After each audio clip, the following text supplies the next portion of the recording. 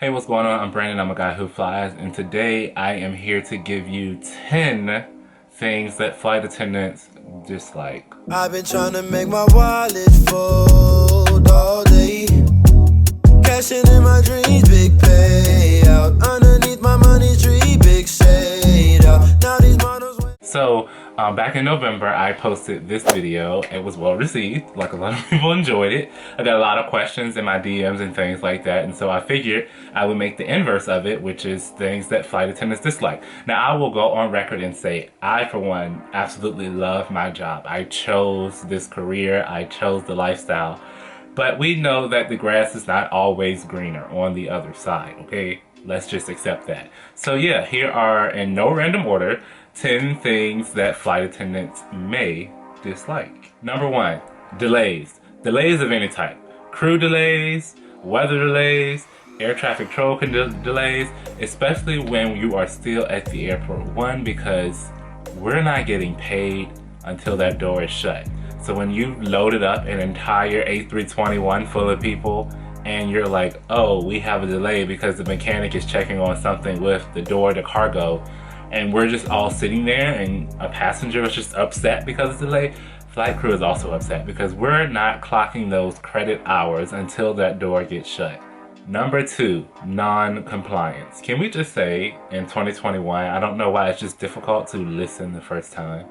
Like, nobody wants to make anybody's life more difficult, but you not listening to what I ask of you is making my life very difficult. Especially in the times of a pandemic when all I'm really asking is that you wear your mask over your nose and your mouth for the duration of the flight and while you're in the airport. Put your mask on. Number 3, minimum rest. So there are legalities with flight attendant schedules that say how long our rests have to be, but on a layover, it's pretty when it's like, oh, look at me, I'm in Cancun, I'm in Hawaii, I'm in India, I'm in Europe, I'm in Jamaica, and I'm on a, 48-hour layover. That's cute. However, there's a flip side to that. There's a flip side where you are working a 3-leg day and you started out in New York and you flew to Texas, and from Texas you flew to California, and from California you flew, I don't know, to Seattle, and in there was a delay, and in there somebody's uniform ripped or broken, and in there you probably didn't have time to really eat. Then you get to the hotel, and because you had a delay and the schedule got pushed back, you're now on minimum rest. So what was supposed to be a 12-hour layover might be 9 hours. And if you didn't know, your layover time is including, at least for my airline, it starts at your block out. So when the plane stops, and once all of the passengers are off, and 30 minutes after that, layover time starts. That does not factor in the fact that you have to get off the plane. You have to walk through the airport. Hello, Cincinnati, why? Why? You have to walk through the airport. You have to sometimes wait for the van to show up. You then have to commute from the airport to the hotel. Sometimes it's 5 or 7 minutes. Sometimes it's 30 or 42 minutes to get to the hotel. Isolate. So all of that factors into your layover time. So sometimes your layovers look like 9 hours on paper, but by the time you get from the plane to the hotel, get yourself showered or whatever, ready for bed, go to sleep, give yourself enough time to wake up in the morning, get ready, hopefully you ate somewhere in that span, go back to work, you're looking at maybe a solid 6.5 or maybe 7 hours of actual sleep if you can squeeze it in, just to do it all over again. So no, like minimum rest, it's not it. Number 4, plane swaps. So at my company, well, we call them tail swaps. I guess other companies might call them tail swaps too, but I mean, we call them tail swaps because all of our tails have different animals on them. So you're switching from Courtney the cougar to the horses, the plane that got the horses on it. Western Meadow, I think is the name of it. Like, who wants to come to work and get situated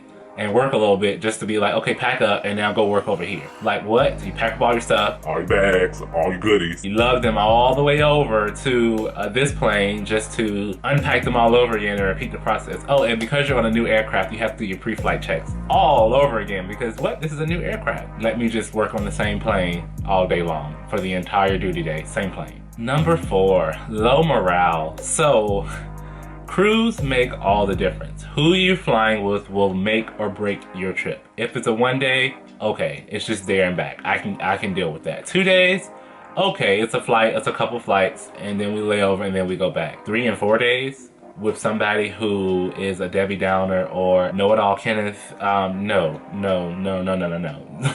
So you want to work with people that you like.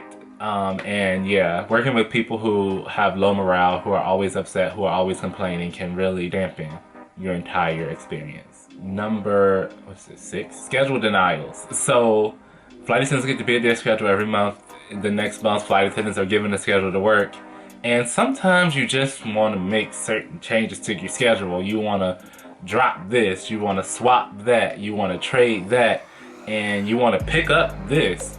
And sometimes that's just not possible because there's a department that says yes or no to all of those requests. And we don't like to hear no. We don't like to be working ready reserve, and at the end of your ready reserve shift at the airport, you're ready to go home and they're like, oh no, we're going to extend you for another hour. Like, what? Make it make sense, make it make sense. We don't like our schedules getting denied, especially when we ask for time off. If we bid to say I want to be off next month, I need to be off the 26th to the 28th because I don't know, my sister is getting married, and then they come back and they be like, no. And you're just like, like it happens, like it literally happens. Like it's all about the operation, it's a business. And sometimes your schedule requests get denied. Number 7, flight attendants do not like being broke. Yep, I'm just going to put that one out there that it can be a very lucrative job over time, but there are a number of people, flight attendants, and myself included, who took pay cuts from what they used to do to wanting to start this job. And in the beginning, depending on who you work for and where you're based and how operations are looking, you might not quite be bringing in the bag right away. Sometimes when you're a new flight attendant, being on reserve is not where the money resides, okay? Let's just say that. You're gonna have to figure out how to shake and bake. You might have to have a second hustle, or you might be sitting at home broke. It does get better, let me tell you though. Somebody who's like knocking on 2 years, it's better already. Like, okay, hello bag, come, I'm here for all the bags. But that takes a while. That does take a while. And so, yeah, we don't like being broke. Number 8, basic hotels, because all hotels are not created equally. I don't care what company you work for, there are flight attendants across every airline who will tell you there are some places I love to lay over and some places I do not like to lay over, and that is because of the hotel. And that could be because of just the quality of the hotel and like, you know, like the comfort of like the mattress and the bedding and things like that. But it also boils down to like what the amenities the hotel has to offer. So the fact that you've been flying all day and now you're in this hotel and you're here for, you know, 12, 15 hours, like you want to do things that keep yourself up. You want to care for yourself. You want to indulge in self-care, and you want to, you know, work on your mental, physical, spiritual health across the board. And so when a hotel can't offer or doesn't offer a gym or fitness center, when a hotel doesn't offer a pool, when a hotel doesn't offer a restaurant or a bar, like all of those things really or if a hotel is situated in an area with nothing in walking distance, and so you have to literally like take an Uber or take city transportation, all of those things factor into your layover experience, and they also factor into how you spend your time. And so we don't like basic hotel. Give me a certain level of where I have to lay my head. Number 9, commuting. I've been a flight attendant for almost 2 years, and for almost 2 years I have been a commuter. For those of you who don't know, commuting is when you're a flight attendant who is based in one city, i.e. I was based in Philadelphia, but I live in Virginia. And so every time I have to start a trip or end a trip, it's going to be in Philadelphia, but I live in Virginia. So my commute, I'm a commuter, I have to commute. Some people do it by car, by train, by plane. Most flight attendants commute by train, but I have to commute to base to be able to start and end my trips. That's a second job. Commuting is literally a part-time job, because you say, okay, I have to be at work, today is Monday, I have to be at work on Wednesday, I have to check in at noon on Wednesday, and I'm gonna work a 3-day trip, and Friday I get done at 6:30. So, you know, Sunday and Monday as a commuter, like other people, they're just like, okay, I'll drive to the airport, you know, an hour before I have to be at work. No, that's not how my life is as a commuter. 2 days before, can I catch a flight that'll get me in on Wednesday before I have to check in? Okay, yeah, there's a flight that morning. What is the load like? Can I even get on that flight? Because if I can't get on that flight, then I can't get to work.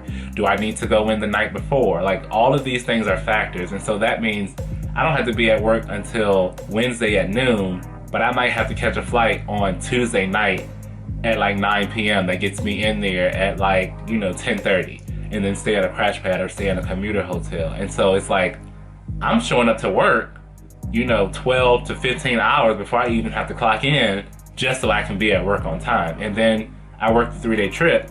The trip is over on Friday at 6 p.m. and I'm like, oh great, there's a 7:15 flight I can catch. Will I make that flight? Are there other options that night? Will I have to then on that night stay at a crash pad, stay at a commuter hotel, and then commute out the next morning?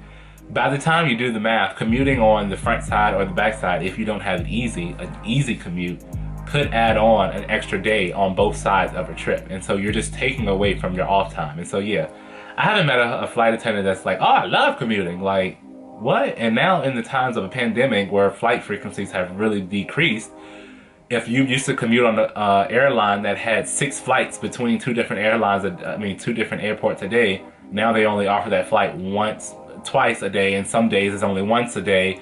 Like, you're really getting like screwed over. Live in base if ever possible. Live in base. And number 10, we're gonna round off the list with those less than desirable routes. Let's just call them murder routes. Let's just be honest. You all know I love my job. I make a whole YouTube channel about it. However, there are some times within every airline where there are routes that just generally across the board you don't like to work, and it could be for a variety of reasons. You could really dislike the airport. You could really dislike, I don't know, the people who get on the plane in these certain places to fly these certain, like for example, there's a lot of people who don't like to work flights to Vegas. Why don't you like working flights to Vegas? I don't know, because everybody on the plane is ready to party. They're ready to turn up. Some people love it, the Vegas route I'm saying. But other people might really dislike those routes. There are some flight attendants who are senior enough that when they do their schedule bids, they bid to not fly through certain airports, or they bid to not lay over in certain cities so that they don't have to work those routes. But we all know that there are certain routes, especially those of us on the East Coast, that we just tend to, yeah.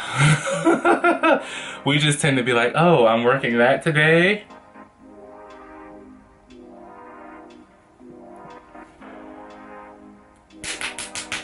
But I'm Brandon, I'm a guy who flies. This was a list of 10 random things that flight attendants may dislike, and I will see you all the next time.